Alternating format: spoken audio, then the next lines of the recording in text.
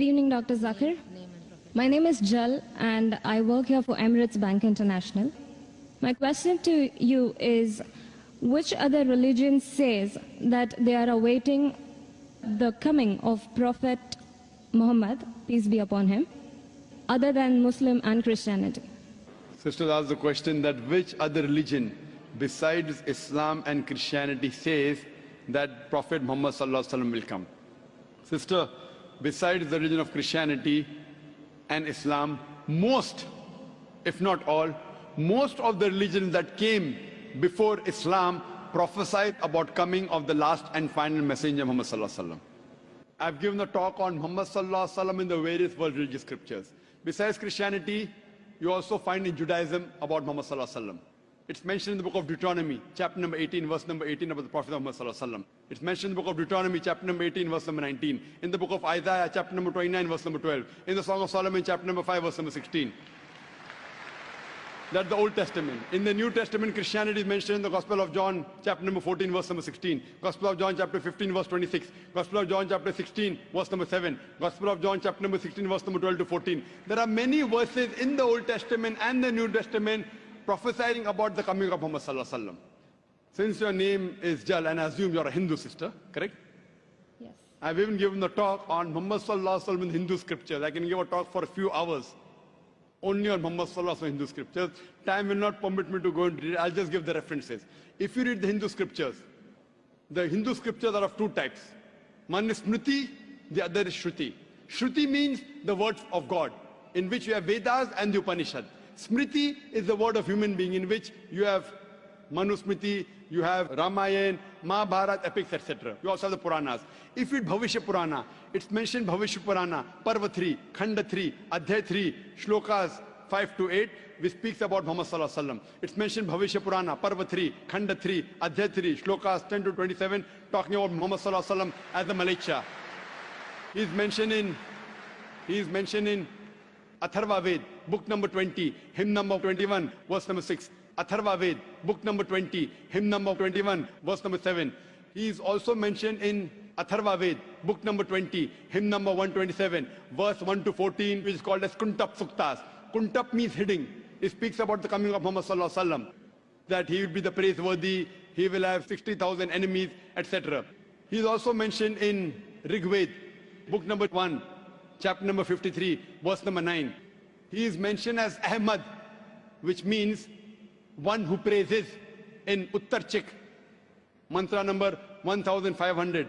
It's mentioned in Indra, chapter number 2, verse number 152. Yajurved, chapter number 31, verse number 18. He's also mentioned in Atharva Ved, book number 20, hymn number 126, verse number 1 to 14. He is called as Narashansa. Nar means man, person. Shansa means coming from Prashansa, praiseworthy. A man who's praiseworthy. If you translate Narashansa, man who's praiseworthy, into Arabic, it means Muhammad. He's prophesied as Muhammad in Rig Ved, book number 1, hymn number 13, verse number 3. In Rig Ved, book number 10, hymn number 64, verse number 3. He's mentioned Rig Ved, book number 2, hymn number 3, verse number 5. Rig Ved, book number 5, hymn number 5, verse number 2. He's also mentioned Yajurved, chapter number 20, verse 37. Yajurved, chapter number 21, verse number 31. I can go on and on and on, mentioning only the references of Muhammad mentioned in Hindu scriptures. Due to limitation of time, I will just touch on one prophecy a little bit in more detail. He's been prophesied as the Kalki Avatar. You know, when you read the Kalki Purana, book number 2, verse number 5, 7, 9, 11, 14, he's prophesied as the Kalki Avatar. And it's mentioned there that his father's name will be Vishnu Yas.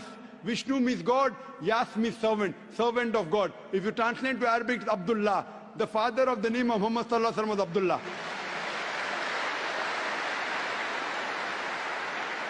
His mother's name will be Sumati. Sumati means serenity, peaceful. If you translate Arabic, it means Amina. The name of the mother of Muhammad was Amina.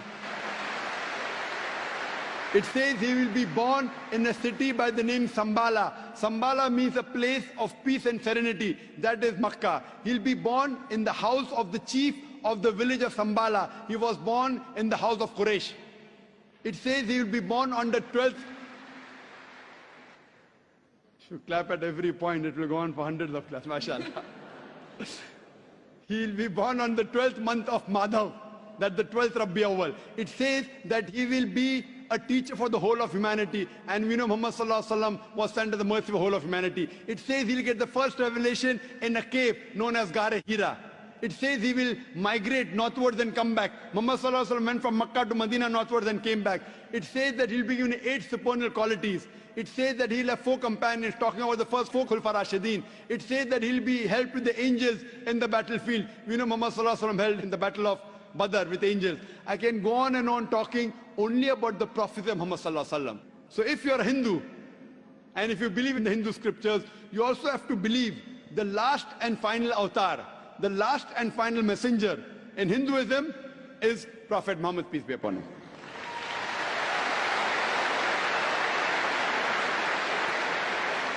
However, Doctor, according to Hinduism, the Kalki avatar is still being awaited. So are you, is it that If you have we are not- just not aware about it? You said the Kalki avatar is yet awaited. If you have not recognized the Kalki avatar, you are to blame, not me.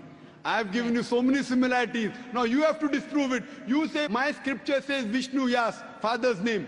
Prophet Muhammad Sallallahu Alaihi Wasallam's father's name was not Vishnu Yas. You have to disprove me. Now this has been done by pundits of Hinduism. Hindu scholars have also written this. Now the Hindu scholars are preventing the truth from you. They are hiding the truth from you. You as a logical girl, as intelligent girl who's working in a high post, it's your duty to realize that if your priests are hiding the truth from you, we can have a debate with your priest. You can call the doctors of divinity. You know, I have had dialogues with Pandits. You know, one of the very famous is Sri Ravi Shankar. He never disagreed. He agreed. He agreed with what I said about oneness of Almighty God, has got no images. He believed in Prophet Muhammad Sallallahu Alaihi Wasallam. He did not accept that's a different thing because he will lose his following. Therefore, sister, do you have a following? So you have no fear to lose the following. So when I've given you so many references with giving quotations, I'm not pulling a fast one. You can very well go and check and verify. But after you verify, do you accept in the last and final messenger? Do you? Yes. So do you believe in Prophet Muhammad, peace be Yes. upon him? MashaAllah.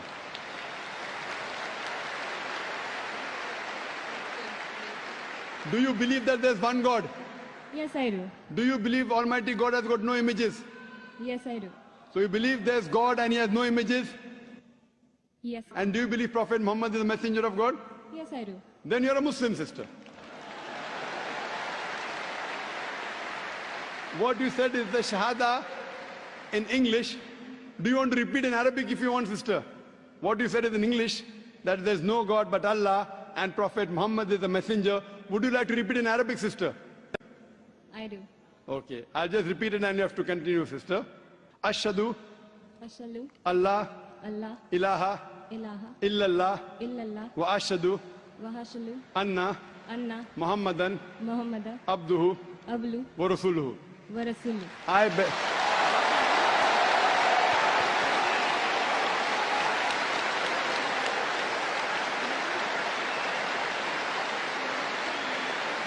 MashaAllah, sister.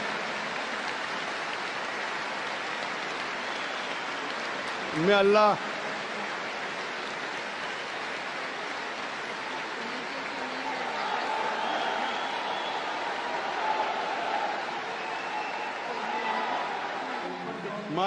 MashaAllah, sister, may Allah reward you. You have joined a family of religion of peace of more than 1.3 to 1.5 billion. May Allah reward you and may Allah grant you Jannah, inshallah. And believe me, sister, it requires guts.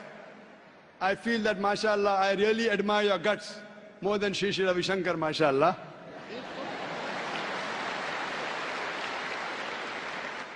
And I pray that may He give you hidayah and may He guide you, inshallah. And sister, if you have any questions, any queries, there are local organizations in Dubai who can surely clarify your misconceptions. To understand Islam, look at the Quran and the Sahih Hadith. They are the best guides. If you have any queries, you can even write to the email at islam@irf.net.